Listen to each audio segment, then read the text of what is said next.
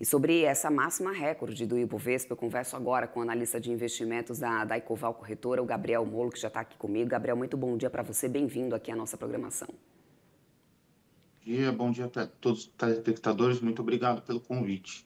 Gabriel, Ibovespa que chegou então, né, a fechar acima dos 143 mil pontos, mas não conseguiu sustentar, por exemplo, até o fechamento, aquele nível dos 144 mil pontos, né? Ou seja, de 144, fechar ali pouco acima de 143, deu uma boa recuada. Eu quero entender do teu ponto de vista o que explica a realização de lucros ao longo do pregão e também o que motivou, né, o Ibovespa a conseguir destravar essa marca de fechamento dos 143 mil pontos.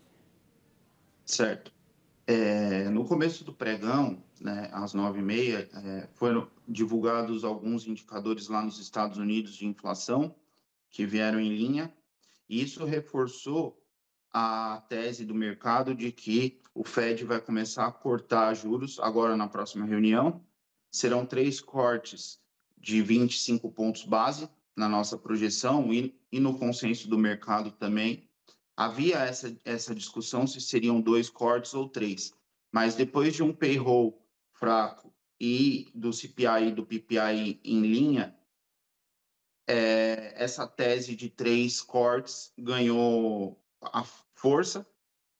Então, isso fez com que o mercado subisse bastante, porque os investidores, né, acreditam que a partir do momento que se corta juros lá fora, o dinheiro que está represado na renda fixa começa a migrar para a renda variável, porque os investidores começam a buscar uma remuneração das suas carteiras, e para isso eles precisam correr mais risco, já que a renda fixa não está pagando tanto. E aí uma parte desse dinheiro vai para mercados emergentes, entre eles o Brasil, que é um dos mercados emergentes favoritos pelo investidor estrangeiro. Isso fez com que a Bolsa renovasse o recorde, e isso já vem acontecendo desde que essa hipótese de 3 cortes ganhe força. Já a realização dos lucros na parte da tarde começou após a divulgação da pesquisa do Datafolha sobre a aprovação do presidente Lula, né? Ele avançou e aí isso catalisou ali uma reação dos lucros, porque o mercado entende que vai ter uma eleição mais acirrada entre a direita e a esquerda, e por isso o mercado preferiu colocar esse lucro no bolso. Uhum. Há uma percepção, principalmente, né, depois da divulgação desse dado do CPI e essa expectativa, né, de corte de juros se cravando para acontecer realmente a partir da próxima semana, há diversas análises e expectativas do aumento de fluxo realmente estrangeiro aqui para o Brasil. Gabriel, quero entender, e ontem eu acho que isso ficou muito claro, porque a gente começou a destravar realmente essa alta depois do CPI, eu quero entender o quanto que a gente pode ter um fluxo como esse consistente realmente para a Bolsa Brasileira, para que a gente consiga seguir até mesmo atingindo alguma das projeções que mostram o Ibovespa 150 mil pontos para esse ano, né? Ou seja, viria justamente desse fluxo estrangeiro. A gente tem capacidade realmente para, a partir de agora, manter com consistência esse fluxo de estrangeiro, ou o que poderia reverter esse cenário? Temos sim. À medida que esse cenário se concretiza, cortes de juros lá fora, cortes de juros aqui dentro, né, provavelmente ali no primeiro trimestre de 2026, a expectativa é de que o fluxo estrangeiro entre, tá? Como eu falei, os investidores querendo remunerar suas carteiras com juros mais baixos, eles precisam correr mais risco.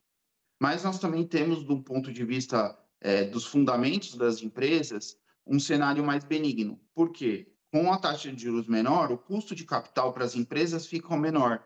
Então, para as empresas tomarem dinheiro no mercado para produzir bens e serviços, dado que a Selic vai estar menor, você tem um custo de capital menor. E aí, consequentemente, os lucros das empresas, elas tendem a ser maior. E isso se reflete no preço. Afinal, o mercado, na verdade, ele é um grande processador. À medida que a economia vai mostrando que as empresas vão ter mais lucros no futuro, né, o mercado vai processando isso e vai fazendo com que os preços subam. Então, sim, a alta é consistente, tá? ela tem espaço, o Ibovespa tem espaço para subir nesse ano até ali por volta dos 150 mil pontos.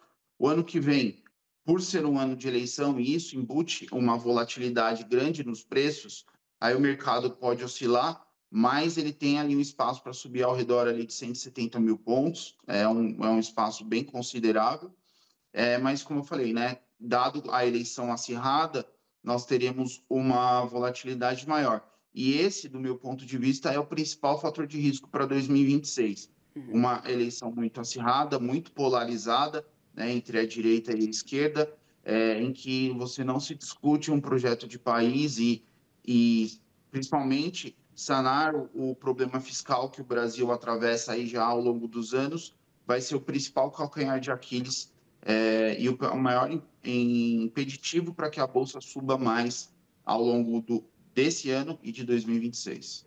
Agora, Gabriel, o papel de bancos, né, as ações de bancos e também de commodities tiveram uma importante valorização, né, inclusive desempenho de papel de commodities, algumas, né, porque, por exemplo, o petróleo permaneceu em queda ontem, Petrobras acompanhou essa queda, mas foram setores que acabaram se destacando um pouco mais. Qual desses dois blocos, né, qual desses dois setores você considera realmente mais estratégico para poder sustentar o índice no curto prazo, para além dessa questão, obviamente, né, do fluxo estrangeiro?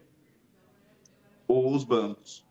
Porque o que acontece, como eu falei, à medida que os juros caem, a inadimplência também cai. E nós atravessamos um problema com a inadimplência, a princípio com pessoas físicas, hoje nós estamos atravessando aí um problema no agro, né? O Banco do Brasil foi muito impactado por isso, principalmente, mas dado que os juros estão menor, a inadimplência ela tende a cair. E aí, consequentemente, os bancos eles apresentam resultados menores.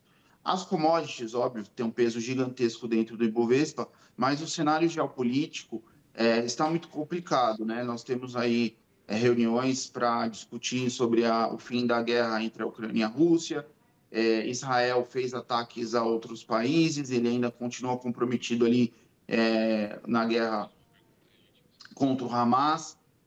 Então, todo esse cenário de commodity, ele é um pouco complexo, tá? Óbvio que, à medida que os juros caem ao redor do mundo, você tem um apetite maior por commodities, porque o mercado começa a projetar que um PIB vai começar a crescer. Mas eu ainda não sei se esses dados econômicos, essa característica desses dados econômicos vai ser superior ao risco geopolítico. Eu, por hora, acredito que o risco geopolítico vai fazer mais preço do que o outro ponto que eu citei para você. Agora, Gabriel, só para poder a gente amarrar aqui o nosso papo, esse recorde dessa quinta-feira mostra uma sensibilidade muito grande do mercado brasileiro, principalmente aos indicadores internacionais, né, muito atrelado ainda à economia americana. Essa sensibilidade ao mercado externo, principalmente à economia americana nesse momento, não causa uma certa preocupação? Olha, historicamente, os investidores estrangeiros eles sempre fizeram bastante preço na bolsa, tá?